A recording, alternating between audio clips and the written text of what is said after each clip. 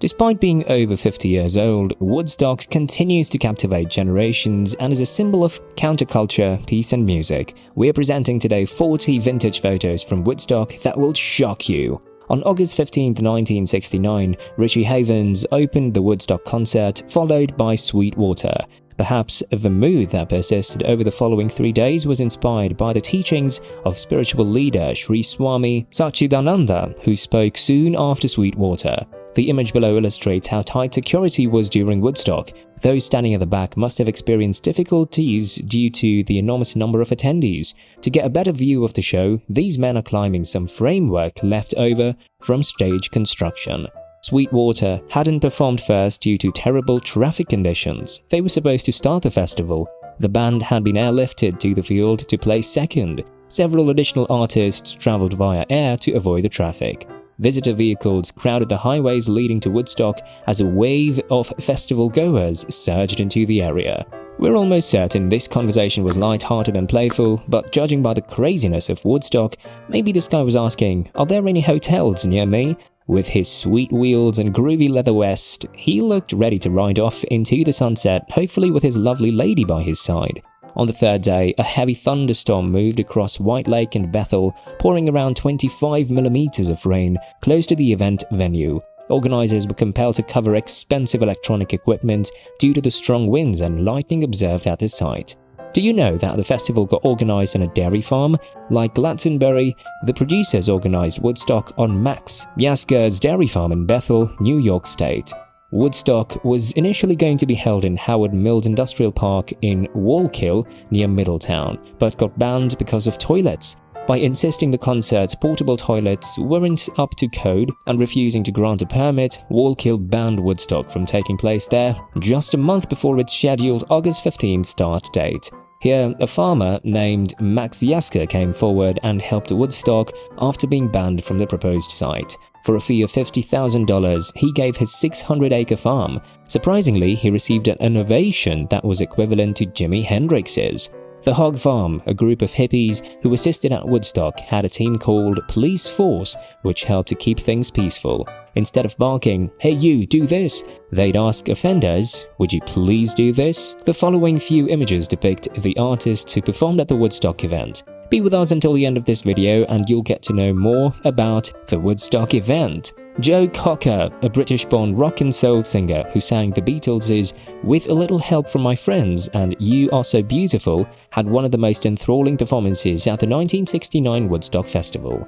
After being an unexpected hit on Saturday, Country Joe McDonald and his band were back to thrill the soggy Woodstock fanatics. Their 1968 album, Together's Rock and Soul Music, a James Brown-inspired rave-up, served as their opening number. Pete Townsend may not have loved his time at Woodstock, but the audience witnessed an incredible performance as The Who played "See Me, Feel Me" with the rising sun. John Entwistle, a bassist, was right when he said, "God was our lightning man." For the music event, thousands of fans gathered, but a few got accommodations. Most of them slept on the open farm's grounds. Son of renowned American folk icon Woody Guthrie, Arlo Guthrie made his Woodstock Festival debut on day one. He was well known for his song Alice's Restaurant before the event started, and by the time Arlo took the stage on opening night, he was allegedly high. The Mexican-American singer-songwriter Joan Baez provided a peaceful capper to the hectic first day of Woodstock. Just before rain swept over the Bethel, New York gathering, pregnant Baez, the female equal of folk deity Bob Dylan, took the stage and provided a peaceful playlist for the audience. Country Joe McDonald performed on day 2 before Santana took the stage and delivered to the audience one of the festival's initial anthems, a track best known as the Vietnam Song. Sly and the Family Stone arrived on Sunday morning. They were the pioneers of funk rock, which was still based on soul and R&B and coupled with some psychedelic elements. Men and women of both races were the members, which wasn't normal. At Max Yasgur's farm, Nick and Bobby Erkeline stood in the early hours of Sunday morning, wrapped in a mud quilt and welcoming the day. They had no idea their embrace would appear on the Woodstock album cover as Everlasting Love. Amazing they're still together. Singer John Sebastian said, "This cat had a baby and was far out." Most Woodstock-related articles state that at least 2 infants are born throughout the weekend.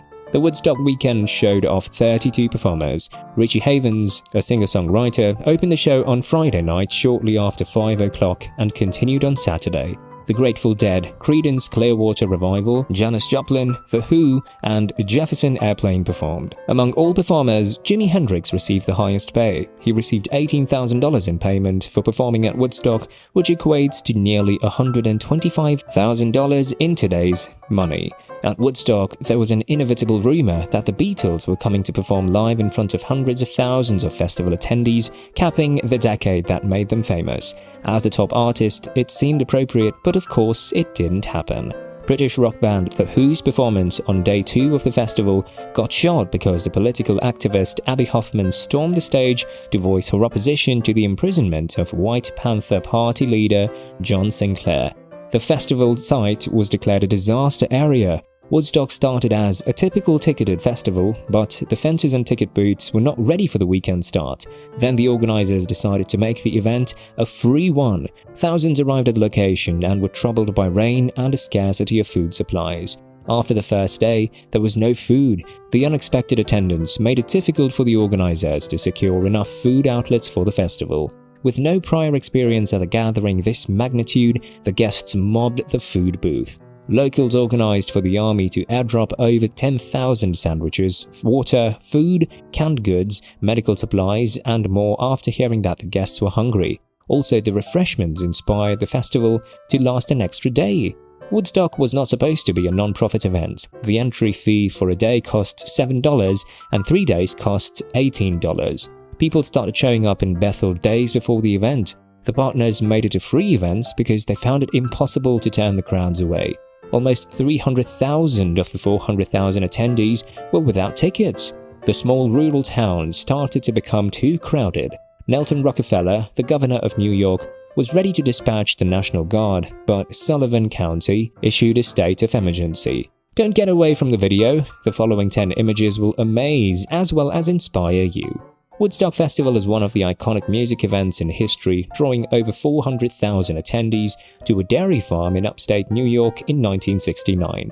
So you better sit here and experience it. The picture shows how crowded the site became. Someone informed the authorities about the expected attendees wrongly. More than 400,000 people gathered at the event. Amazingly, the attendees at Woodstock were respectful. The festival went smoothly with no violent incidents. Local switchboard operators were shocked that everyone who used this service expressed thank you. Everyone interacted in an atmosphere of love and harmony. There were only positive vibrations. 2 deaths at Woodstock were formally documented, which is incredible given the number of festival attendees. Richard Beeler, age 18, passed away from a drug overdose. Raymond Mizak, 17, was tragically killed in the other incident when a tractor picking up trash ran over him while he was in a sleeping bag. At the Woodstock Festival, security was very light, allowing attendees to convey their thoughts on drugs and prescription stimulants. Everyone who attended the event had smoked a joint. A monkey was present at Woodstock. In an odd shot from the festival, a couple showed up with their pet monkey. Even if it appears cruel now, this happened 50 years ago when animal rights were getting underway. I'm curious about how much fun the monkey had. Along with the monkey, the event attracted a lot of cows. George Peavy, a member of Yaska's staff, told UPI that cows and music lovers seemed to be getting along quite perfectly. After 3 days of peace and music, cleaning the event site was hectic. Co-promoter Michael Lang noted that workers had begun to shovel the trash in formation as he flew over the performance location in a helicopter. He found there a peace symbol formed from the leftover trash. The 1969 Woodstock Festival site was formally added to the National Register of Historic Places in 2017, recognizing the significance of the location's history. Legendary musician Jimi Hendrix played the event out. One of his most famous 1960s moments is his psychedelic performance of the national song of the United States. The majority of attendees, however, had already left and missed it since Hendrix's performance was the last one. That's all for today's video. For more such interesting content, give this video a big thumbs up and drop a comment. Subscribe to us and see you at the next one.